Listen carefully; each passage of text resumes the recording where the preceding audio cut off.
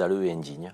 Scandaleux et indigne de pouvoir penser qu'un État peut se retourner contre ses compatriotes, contre ses concitoyens. Je dirais c'est inimaginable. On est au niveau du caniveau.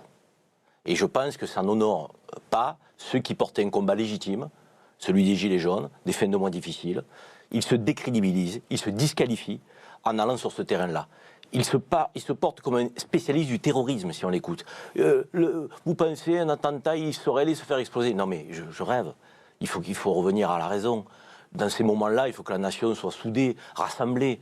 Je veux dire, il faut qu'on fasse corps, quelles que soient nos sensibilités, nos désaccords. Je veux dire, à un moment donné, parler de complot dans ce qui s'est passé à Strasbourg, où on est tous frappés au cœur, on est tous émus, parce que c'est notre pays qui est attaqué, c'est nos concitoyens qui sont décédés, qui sont blessés gravement dans la vie. Et donc, c'est pas possible, quoi. C'est pas possible. On peut pas tout laisser passer. Mais est-ce que ça peut... indigne de pouvoir penser qu'un État peut se retourner contre ses compatriotes, contre ses concitoyens. Je dirais c'est inimaginable.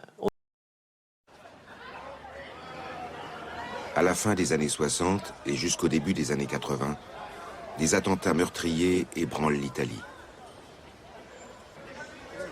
La bombe qui a explosé dans cette banque fait 16 morts et 88 blessés. Les responsables, des néofascistes italiens. Quelques années plus tard, 3 policiers sont tués par une bombe placée dans leur véhicule. Là encore, des néofascistes étaient à l'œuvre. Août 1980. Cette série d'attentats atteint son paroxysme.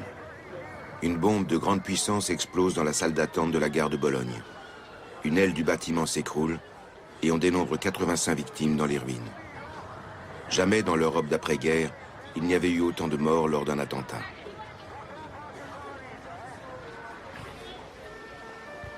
En septembre de la même année, à la fête de la bière à Munich, on déplore 13 morts et plus de 200 blessés après l'explosion d'une bombe. C'est l'attentat le plus meurtrier de l'histoire de la République fédérale. En quoi ces attentats se ressemblent-ils? Existerait-il un lien entre eux? À chaque fois, les groupes d'extrême gauche sont montrés du doigt les premiers. Les Brigades rouges en Italie et la fraction armée rouge en Allemagne de l'Ouest. Mais en réalité, les responsables appartiennent au milieu d'extrême droite. Et détail troublant, ils ont fait usage d'explosifs militaires. Lorsqu'on remonte la piste de ces attentats sanglants, on se heurte de manière répétée à une organisation paramilitaire secrète en Europe de l'Ouest, pilotée au début par l'OTAN et les services secrets de chaque pays, en dehors de tout contrôle parlementaire. Son nom, réseau Stay Behind, ou Gladio, le glaive en italien.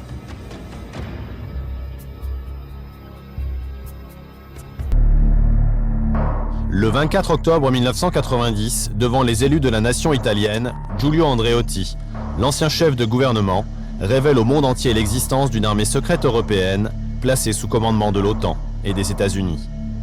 Cette armée serait responsable de manipulations, d'assassinats et d'attentats.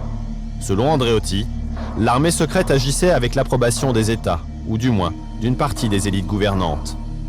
En révélant ainsi l'existence de ce réseau d'agents, il déclenche l'un des plus gros scandales politico-militaires de la fin du XXe siècle.